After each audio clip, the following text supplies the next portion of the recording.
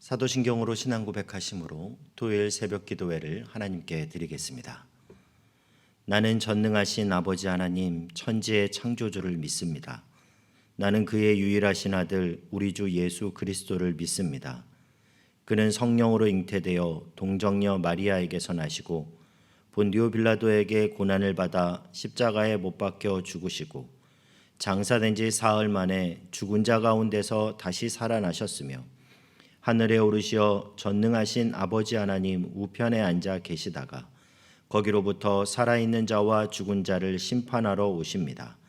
나는 성령을 믿으며 거룩한 공교회와 성도의 교제와 죄를 용서받는 것과 몸의 부활과 영생을 믿습니다. 아멘. 다 함께 찬송가 445장을 부르시겠습니다. 대산을 넘어 험곡에 가도 빛 가운데로 걸어가면 주께서 항상 지키시기로 약속한 말씀 변치 않네. 하늘의 영광 하늘의 영광 나의 맘속에 차고도 넘쳐 할렐루야를 힘차게 불러 영원히 주를 찬양하리. 캄캄한 밤에 다닐지라도 주께서 나의 길 되시고 나에게 밝은 빛이 되시니 이 길 잃어버릴 염려 없네. 하늘의 영광 하늘의 영광 나의 맘속에 차고도 넘쳐 할렐루야를 힘차게 불러 영원히 주를 찬양하리. 광명한 그 빛 마음에 받아 찬란한 천국 바라보고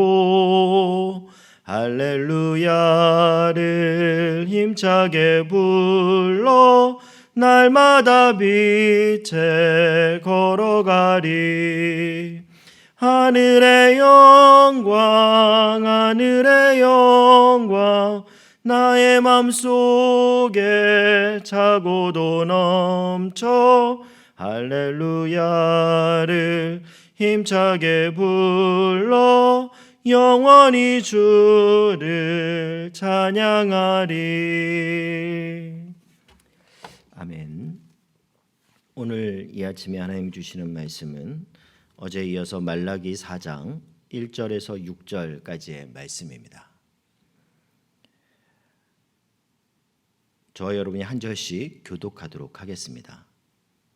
만군의 여호와가 이르노라. 보라, 용광로 불같은 날이 이르리니 교만한 자와 악을 행하는 자는 다 지푸르기 같을 것이라.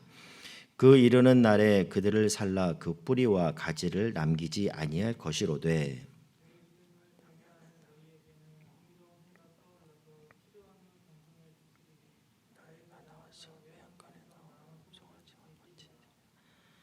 또 너희가 악인을 밟을 것이니 그들이 내가 정한 날에 너희 발바닥 밑에 재와 같으리라. 만군의 여호와의 말이니라.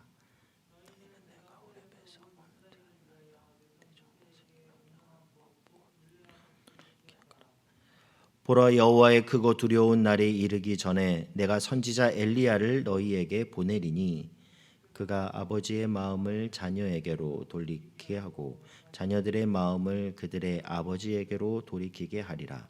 돌이키지 아니하면 두렵건대 내가 와서 저주로 그 땅을 칠까 하노라 하시니라. 아멘. 오늘 드디어 구약의 마지막 장인 말라기 4장을 우리가 함께 나누려고 하는데요. 오늘 우리가 나누려고 하는 이 말씀이 저와 여러분에게 하나님이 주시는 약속의 말씀이 될 수 있기를 바랍니다. 하나님은 오늘 본문 1절에서 교만한 자와 또 행악자에게 심판의 불이 임할 거라고 선언하고 계시는데요. 1절 말씀을 보면요. 만군의 여호와가 이르노라. 보라, 용광로 불같은 날이 이르리니 교만한 자와 악을 행하는 자는 다 지푸라기 같을 것이라. 그 이르는 날에 그들을 살라 그 뿌리와 가지를 남기지 아니할 것이로되. 그러면서 이와 반대로 하나님을 경외하는 자들에게는 어떠한 약속을 줄 것이라고 하시는지 2절 말씀에 나오는데요. 내 이름을 경외하는 너희에게는 공의로운 해가 떠올라서 치료하는 광선을 비추리니 너희가 나가서 외양간에서 나온 송아지 같이 뛰리라. 여러분, 참 놀라운 약속의 말씀 아닙니까? 나의 삶에 찾아오는 모든 어두움을 쫓아내고 모든 결박을 단숨에 풀어버리는 하나님으로부터 오는 이 치료하는 광선, 그 빛이 임해서 마치 외양간에서 나온 송아지가 마치 기뻐하며 영광의 주님을 찬양하는 그런 인생, 저와 여러분의 삶 가운데 이 말씀이 늘 경험되어지기를 주님의 이름으로 축복합니다. 그런데 우리가 이 2절 말씀을 자세히 보면요, 공의로운 해가 떠올라서 치료하는 광선을 비추리니 하면서 쭉 나오는데, 이 약속의 말씀이 이루어지기 위한 전제 조건이 있는데요, 그것이 2절 앞에 있는 내 이름을 경외하는 너희에게는 이 말씀입니다. 이 경외라는 단어의 사전적 의미는 공경하면서도 두려워함, 이런 뜻을 가지고 있습니다. 그러니까 그 대상의 존재가 너무 크고 너무 존경스러워서 그것이 내가 감당할 수 없을 때 생겨나는 내 마음의 이 감정, 이게 바로 경외라는 거죠. 저는 내 이름을 경외하는 자, 이 말을 나를 인정하는 자, 이렇게 해석을 합니다. 삶에서 하나님을 인정하는 자. 하나님이 우리에게 이것을 원하십니다. 하나님은 우리에게 인정받기를 원하세요.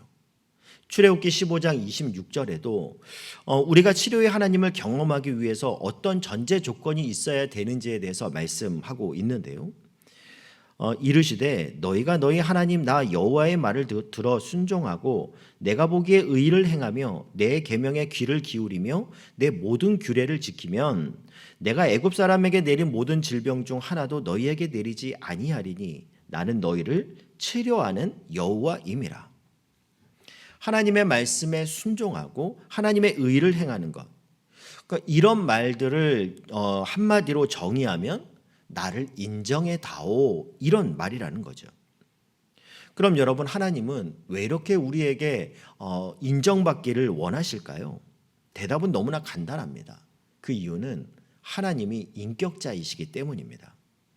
인격을 가진 모든 사람들은 어른 아이 할 것 없이 누구에게나 존중받기를 원해요. 인격자이신 하나님 또한 우리에게 하나님의 존재를 인정받기를 원하십니다.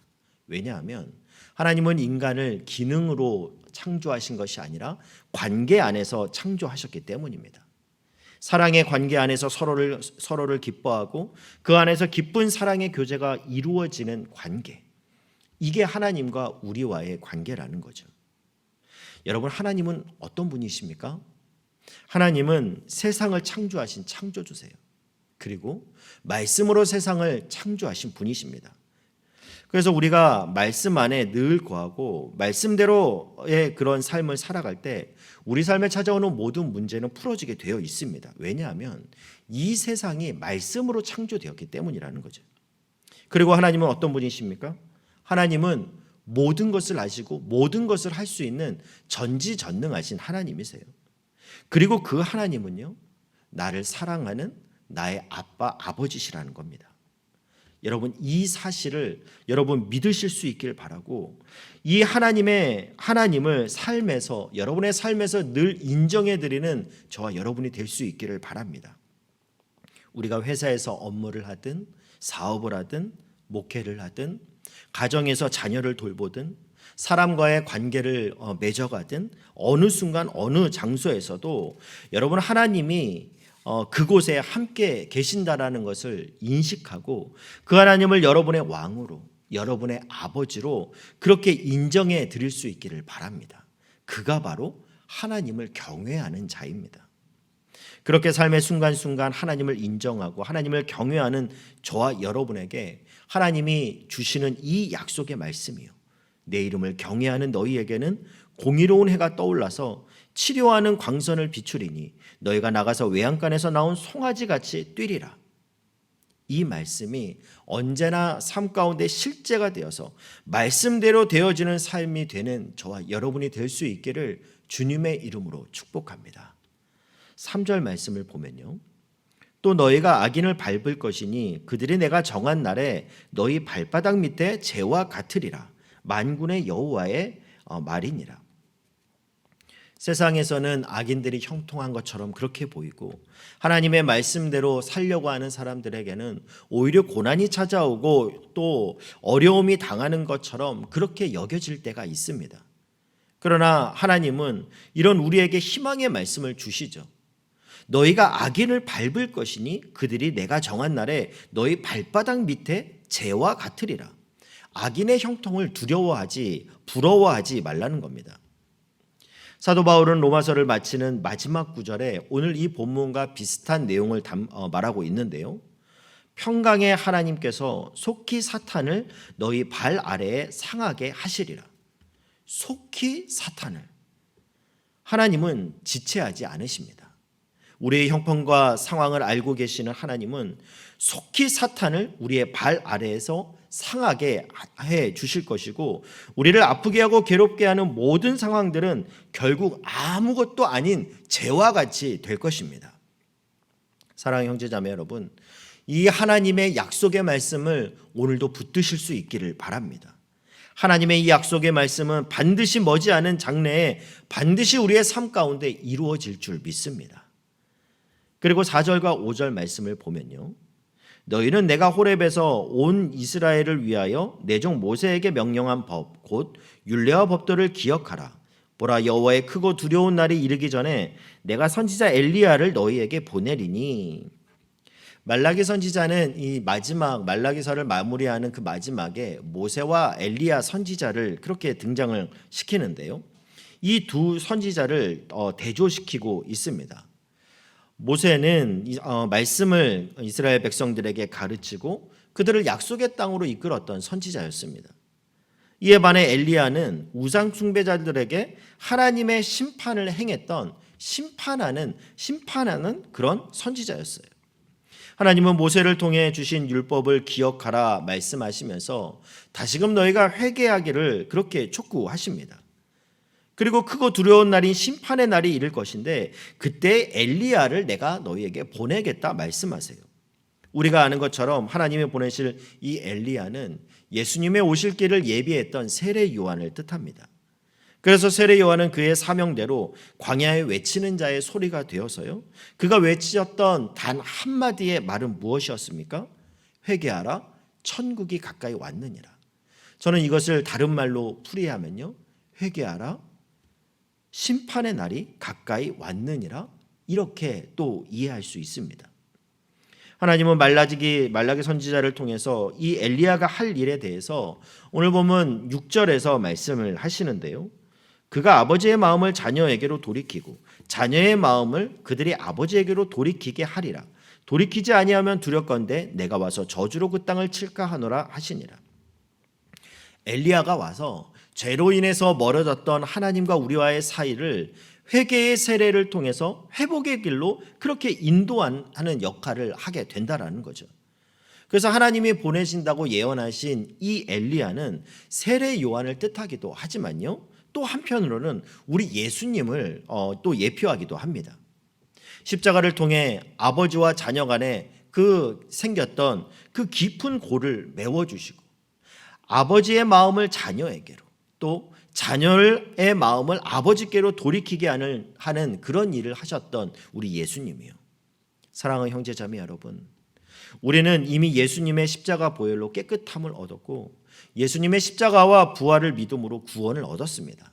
그러나 너희는 두렵고 떨림으로 너희의 구원을 이루라 라는 말씀처럼 우리는 날마다 그리스도의 보혈로 정결함을 받고 우리의 마음을 아버지께로 돌이켜야 합니다.